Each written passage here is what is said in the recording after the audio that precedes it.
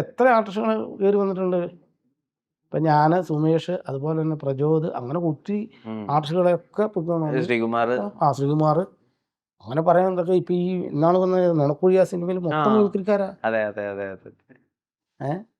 എല്ലാം മിമിക്രി ആർട്ടിസ്റ്റുകളല്ലേ കൊണ്ടുവരുന്നത്. അദ്ദേഹത്തിന്റെ ഒരു നർമ്മബോധം ഉണ്ടല്ലോ. ഇപ്പം തെലുങ്കിലേക്ക് വരുന്നോ അരക്കൈ നോക്കാൻ എന്ന് പറയുമ്പോ എന്നാ നോക്കാം, പിന്നെ മലയാളത്തിൽ അത് ശരിയാവട്ടെ എന്നൊക്കെ പറയുന്ന കൗണ്ടർ റെഡി, അങ്ങനത്തെ സംഭാഷണങ്ങൾ ഇപ്പോഴും ഉണ്ടാവാറുണ്ടോ? അദ്ദേഹം ഇപ്പോഴും അത്രയും ഇപ്പൊ ഇത്തിരി സൈലന്റാ പുള്ളി. ഒരു ചെറിയൊരു ഓപ്പറേഷൻ ഒക്കെ കഴിഞ്ഞിരിക്കണോണ്ട് എങ്കിലും സംസാരിക്കും, അത്യാവശ്യം കൗണ്ടറൊക്കെ അടിക്കും. തിരക്കിനിടയിൽ അല്പനേരം ഒരു ബാലചന്ദ്രമേനോൻ സിനിമയുടെ ഒക്കെ ഒരു പേര് പോലെ ഉണ്ട്. എന്താ ശരിക്കും സിനിമ, എന്തിനെ പറ്റിയാ സിനിമ സംസാരിക്കുന്നത്? ഇത് ഒരു സ്കൂളുമായി ബന്ധപ്പെട്ട് 4 സ്റ്റുഡൻസ് അവരെ ഒരു പടമാണ്. തിരക്കുകളിൽ അല്പം അച്ഛന്മാർക്ക് അല്ലെങ്കിൽ അമ്മമാർക്ക് കുട്ടികളെ ശ്രദ്ധിക്കാനൊരു ടൈം കിട്ടുന്നില്ല. അത് കിട്ടുന്ന സമയത്തിനാണ് ഇവർ പറഞ്ഞ തിരക്കുകളിൽ അല്പനേരം എന്നും പറഞ്ഞ് ഇറക്കിയേക്കുന്നത്. പണ്ടൊക്കെ നമ്മള് വളരെ നാച്ചുറലായിട്ട് ചെയ്തിരുന്ന കാര്യങ്ങൾ ഇന്ന് ആളുകൾ കുറച്ചുകൂടി സമയമെടുത്ത് പഠിച്ചിട്ടൊക്കെ ചെയ്യുന്നുണ്ട്. ഇപ്പൊ പണ്ട് കുട്ടി ഉണ്ടാവുന്നതിനൊക്കെ മുമ്പ് ഇങ്ങനെ പാരന്റിങ് കോഴ്സ് ഒന്നും ഉണ്ടായിരുന്നില്ലല്ലോ. ഇന്നിപ്പോ പാരന്റിങ് എങ്ങനെ കുട്ടികളെ വളർത്തണം എന്നുള്ളതിന് എഫിഷ്യൻ്റ് ആയിട്ട് ചെയ്യാൻ വേണ്ടിയിട്ട് കോഴ്സുകളുണ്ട്. അതുപോലെ കുട്ടികളുമായിട്ട് സമയം സ്പെൻഡ് ചെയ്യേണ്ടത് എപ്പോഴാണെന്നൊക്കെ പറഞ്ഞിട്ട് കൃത്യമായിട്ട് അതിനൊരു ഇൻസ്റ്റിറ്റ്യൂഷണലൈസ് ചെയ്ത് പഠിപ്പിക്കുന്നുണ്ട്. അപ്പൊ അങ്ങനത്തെ ഒരു മാറ്റം ഉണ്ടല്ലോ. ഇപ്പോൾ ഒരു ജനറേഷനിൽ നിന്ന് അപ്പുറത്തെ ജനറേഷൻ മാറി നിൽക്കുന്ന ഒരാളും കൂടിയാണല്ലോ. അപ്പോൾ ഇപ്പോൾ കുട്ടികളായിട്ട് ഇത്ര നേരം നിങ്ങൾ സ്പെൻഡ് ചെയ്യണം, അങ്ങനെ എഫക്റ്റീവായിട്ട് സംസാരിച്ചാലേ കുട്ടികളിലേക്ക് ക്യാരക്ടർ ബിൽഡ് ആവുള്ളൂ, അല്ലെങ്കിൽ കുട്ടികൾ നമ്മളോട് മിങ്കിൾ ചെയ്യുള്ളൂ, അങ്ങനെയാണല്ലോ. ഈ മാറ്റത്തെ എങ്ങനെയാണ് കാണുന്നത്? അല്ല, ഇപ്പോഴത്തെ ഈ ചുറ്റുപാടിൽ ഇങ്ങനെ സ്പെൻഡ് ചെയ്തിട്ട് ചെയ്യണം എന്നാണ് എൻ്റെ ഒരു അഭിപ്രായം.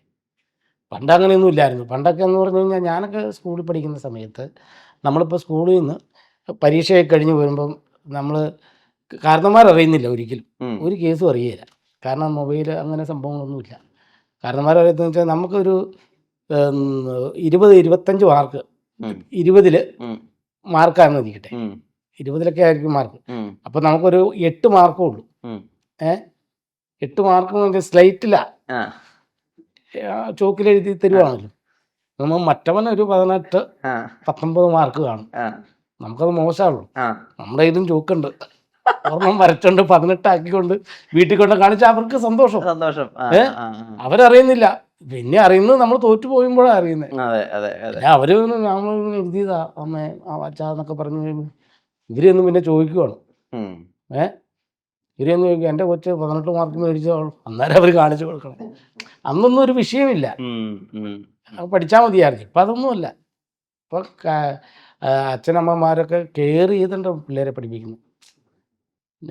മൊബൈലും എന്ന് വേണ്ട എല്ലാ സാമഗ്രികളും എടുത്തു വെച്ച് നിവൃത്തി വെച്ചിട്ട് പിള്ളേരെ പഠിപ്പിക്കുന്നൊരു കാലമാണ് ഇപ്പം. ഈ കുട്ടികളുടെ ഒരു സ്വഭാവ രൂപീകരണവും അല്ലെങ്കിൽ അവർ സമയം ചെലവാക്കുന്നതൊക്കെ പലപ്പോഴും നമ്മുടെ ഒരു കാലഘട്ടത്തെ വെച്ച് കമ്പയർ ചെയ്യുന്നൊരു രീതിയുണ്ട്. അതിൽ എന്താണ് ചേട്ടൻ്റെ ഒരു പക്ഷം എന്ന് എനിക്ക് അറിഞ്ഞാൽ കൊള്ളാമെന്നുണ്ട്. ഇപ്പോൾ ഉദാഹരണത്തിന് നമ്മുടെ കാലത്ത് നമ്മൾ തോട്ടിൽ ചാടി കുളിക്കുമായിരുന്നു, മാങ്ങ പറിക്കുമായിരുന്നു, മറ്റേ കാർന്നോന്മാരെ പേടി ഉണ്ടായിരുന്നു, നമ്മളെ അടിച്ചാണ് വളർത്തിയത് എന്നൊക്കെയാണ് പറയും. പക്ഷേ ഇന്നിപ്പോൾ കുട്ടികൾക്ക് സ്വാഭാവികമായിട്ടും കുളങ്ങളൊക്കെ കുറവാണ്, അതുകൊണ്ട് കുളങ്ങളിൽ ചാടി കുളിക്കുന്നില്ല, അല്ലെങ്കിൽ മരങ്ങളിൽ കയറുന്നില്ല, അല്ലെങ്കിൽ ഇന്ന് അടിച്ചു വളർത്തുന്നത് ബാഡ് പാരന്റിങ് ആണെന്നാണ് പറയുക. അതായത് ഒരു കുട്ടിയെ അടിച്ചിട്ടല്ലല്ലോ, നമ്മൾ ശാസിച്ചിട്ടല്ലല്ലോ ശീലിപ്പിക്കേണ്ടത്, സ്വയം തോന്നിയിട്ടാണല്ലോ ശീലിപ്പിക്കേണ്ടത്. ഈ ഒരു മാറ്റത്തെ എങ്ങനെ ഒരു രക്ഷകർത്താവ് എന്നുള്ള രീതിയിൽ മനസ്സിലാക്കുന്നത്? ഞാനിപ്പോൾ മനസ്സിലാക്കുന്ന പറഞ്ഞു കഴിഞ്ഞാൽ, എനിക്ക് 2 കുട്ടികളുണ്ട്. മൂത്തയാളുടെ കല്യാണം കഴിഞ്ഞു. ഞാൻ 22 വയസ്സ് പെണ്ണ് കിട്ടിയ ആളാ. മൂത്തയാളുടെ കല്യാണം. പക്ഷെ ഞാൻ എൻ്റെ കുട്ടികളെ അടിച്ചു വളർത്തിയിട്ടില്ല, അടിച്ചിട്ടുമില്ല, തല്ലിയിട്ടൊന്നുമില്ല. പക്ഷെ അവർ നല്ല രീതിയിൽ വളർന്ന് പഠിച്ചു, ജോലി കിട്ടി ആളാ. ശരിക്കും കുട്ടിയുടെ കല്യാണം കഴിഞ്ഞു. അപ്പൊ ഞാൻ ചിന്തിക്കുന്നത് എന്താണെന്ന് വെച്ചാൽ, അന്ന് നമ്മൾ എൻ്റെ പിള്ളേരെ കൊണ്ട് ഞാൻ പോകും. നമ്മൾ അങ്ങനെ വളർന്ന അവർക്ക് തോട്ടി കുളിക്കണം പറഞ്ഞാൽ തോട്ടി കൊണ്ടുപോകാമായിരുന്നു, തോട്ടി കൊണ്ടുപോകും. കുളത്തിൽ ചാടണം, കുളത്തിൽ കൊണ്ടുപോകാമായിരുന്നു. അവർക്ക് ഇപ്പോഴത്തെ ജനറേഷനാണ്, അവർക്ക് 10-22 വയസ്സായിട്ടുള്ളൂ. ഇപ്പോഴത്തെ ജനറേഷൻ തന്നെ അവർ ഇപ്പോഴും. ഞാൻ പറഞ്ഞില്ലേ, മൂത്ത ആൾക്ക് കുഞ്ഞായി. അപ്പൊ അതിനെ നമ്മൾ ചുമന്നോളം എടുക്കും. അപ്പൊ നമ്മളെവിടെ കൊണ്ടുപോകണോ അതുപോലെ കൊണ്ടുപോകണം. ഇപ്പോഴത്തെ കാരണം 2 മക്കളുടെ കല്യാണം കഴിഞ്ഞു. 2 മക്കളുണ്ട് എനിക്ക്. അപ്പൊ സ്കൂളിൽ പോണ കുട്ടികളെന്ന് അല്ല ഇത് നല്ലൊരു ഏജ് റിവേഴ്സ് ഗിയർ ആണ് കേട്ടോ, സീരിയസ്ലി. ഞാൻ 22 വയസ്സിൽ ലവ് മാരേജ് ആയിരുന്നു. ഭയങ്കര. അപ്പൊ അടുത്തൊക്കെ കഴിഞ്ഞ് കോളേജ് ജീവിതമൊക്കെ കഴിഞ്ഞ് ഞാൻ ഈ കുട്ടികള് പോസ്റ്റർ കണ്ടപ്പോഴേ ഈ കുട്ടികളുടെ പ്രായത്തിലുള്ള ഒരു കുട്ടികളുടെ അച്ഛനാവെന്ന് വിചാരിച്ചു. ഞാൻ കുറച്ചൊരു സെറ്റ് പ്രിപ്പയർ ചെയ്തായിരുന്നു, പോയി. അല്ല, ഇതിനകത്തൊരു കുഞ്ഞിന്റെ അച്ഛനായിട്ടാ. അതെനിക്ക് മനസ്സിലായി. അപ്പൊ ഞാനേ ജീവിതത്തിൽ അങ്ങനെ ആയിരിക്കും എന്ന് വിചാരിച്ചിട്ട് അങ്ങനെയാ ക്വസ്റ്റ്യൻസ് ഒക്കെ പ്രിപ്പയർ ചെയ്ത് കൊണ്ടിരുന്നത്. പക്ഷെ ഇത്രയും ഞാൻ പ്രതീക്ഷിച്ചില്ല. പക്ഷെ ഈ പടത്തില് ഞാന് ക്രൂരനായ ഒരു അച്ഛനാണ്. ഓ. അപ്പൊ എനിക്കത് ഭയങ്കരമായിട്ട് ഫീൽ ചെയ്യുന്ന കുറെ സാധനങ്ങളുണ്ട്. ഞാൻ നമ്മൾ പിള്ളേരെ പഠിച്ച് ജോലി കിട്ടണം, ഡോക്ടർ ആകണം എന്നുള്ള ചിന്ത എനിക്കുണ്ട്. എൻ്റെ മകനിൽ നിന്ന് അത് പ്രതീക്ഷിക്കുന്നത്. പക്ഷെ അവൻ പഠിക്കുന്നില്ല. പുള്ളി സ്കൂളിലൊക്കെ ചെന്ന് ചമ്മി നാറിപ്പോരുവാ ഞാൻ മാർക്കിടാൻ ചെന്നിട്ട്. അങ്ങനെയൊക്കെ വന്നിട്ട് തലക്കിട്ട് തല്ലണം, തത്തീര് വെട്ടീര് അങ്ങനെ പിടിച്ച് തള്ളണം. അങ്ങനെയൊക്കെ കുറെ സീൻ, അങ്ങനെ കുറെ സാധനമുണ്ട്. അപ്പോൾ എന്നോട് ചോദിച്ചു ഇങ്ങനെ കുട്ടികളെയൊക്കെ ഇങ്ങനെ ചെയ്യാറ്. ഞാൻ എൻ്റെ കുട്ടികളെ തല്ലിയിട്ട് പോലുമില്ല. പക്ഷെ ഞാനത് ഫീൽ ചെയ്തിട്ട് ഭയങ്കരമായിട്ട് ചെയ്തിട്ടുണ്ടെന്നാണ് എൻ്റെ ഒരു അഭിപ്രായം. ഡയറക്ടറും പറഞ്ഞു നന്നായിട്ട് ചെയ്തെന്നു. ഈ കുട്ടികളെ വളർത്തുമ്പോഴേ ഇപ്പൊ നമ്മുടെ കാലത്ത് പോലെ എന്ന് വെച്ചാൽ ഒരു 10-20 വർഷം മുമ്പുള്ള ജനറേഷനെ പറ്റി പറയുന്നത്, അന്ന് ഓപ്പൺ ആയിട്ട് സംസാരിക്കാത്ത പല കാര്യങ്ങളും ഇന്ന് കുട്ടികളോട് അച്ഛനമ്മമാര് നേരിട്ട് സംസാരിക്കുന്നുണ്ട്. ഉദാഹരണത്തിന് സെക്ഷൽ ഇന്റർകോഴ്സ് എങ്ങനെയാണ്, ഇപ്പോൾ ഒരു പെൺകുട്ടിയുടെ പീരീഡ് സൈക്കിളുകൾ എങ്ങനെയാണ്, അല്ലെങ്കിൽ നിങ്ങൾ എങ്ങനെയാണ് ഗുഡ് ടച്ചിനെയും ബാഡ് ടച്ചിനെയും മനസ്സിലാക്കേണ്ടത്, നിങ്ങൾ എങ്ങനെ എപ്പോഴാണ് പ്രതികരിക്കേണ്ടത്, അതൊക്കെ ഒന്ന് കുട്ടികൾക്ക് ഓരോരോ വയസ്സിൽ അത് കൃത്യമായിട്ട് പറഞ്ഞു കൊടുക്കണം എന്നൊക്കെ പറയുന്ന രീതിയൊക്കെ ഉണ്ട്. ഇപ്പം അജിത്ത് ചേട്ടൻ കുട്ടികളുണ്ടായതിനു ശേഷം ഈ ഒരു രീതിയിലുള്ള ഇന്ററാക്ഷൻ ഉണ്ടല്ലോ, അതായത് പണ്ട് മറച്ചും ഒളിച്ചും ഒക്കെ അറിഞ്ഞിരുന്ന കാര്യങ്ങൾ, അതിന് എത്രമാത്രം ഓപ്പൺ ആയിരുന്നു? അതൊക്കെ ഞാൻ എൻ്റെ വൈഫ് അവരുമായിട്ട് നല്ല മിംഗ്ലിംഗ് ആയിരുന്നു. 2 പെൺപിള്ളേരല്ലേ, എനിക്ക് 2 പെൺകുട്ടികളാണ്.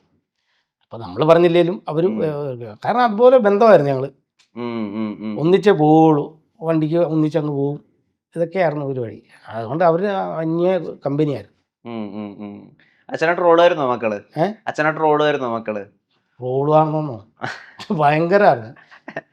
എങ്ങനെ സ്കിറ്റുകളൊക്കെ കണ്ടിട്ടേ അങ്ങനത്തെ കുറെ സാധനങ്ങളൊക്കെ ഇടുവായിരുന്നു. ഇപ്പൊ ഒരു സ്കിറ്റ് അമ്പെ പരാജയമായിരുന്നു വിചാരിക്കുക, അപ്പൊ കുട്ടികൾ ഏത് രീതിയിലാണ് കളിയാക്കുക? അല്ല, എന്നോട് വരുമ്പോ പറയും എങ്ങനെ ഉണ്ടായിരുന്നു സ്കിറ്റ്, 3 2 കളിക്കുന്നത്. അതെ അതെ.